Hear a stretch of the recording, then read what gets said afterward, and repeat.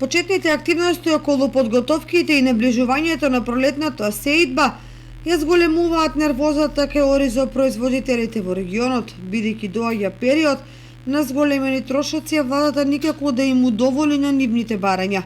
Велат дека повеќе немаат трпение и дека незадоволството кулминира, поради што најавуваат нови блокади на магистралните патишта и протести. Од досегашната аграрна политика државата остана без млади земјоделци кои заминаа во странство и ги оставија нивите.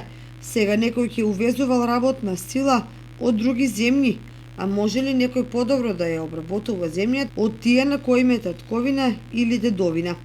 Истовремено алармираат дека во полињата се повеќе ниви остануваат необработени, што значи помало производство на храна. Со ваква откупно-прометна политика и цени, се поголемо земјоделско земјиште ќе остане запустено, што е катастрофално и за земјоделците и за државата.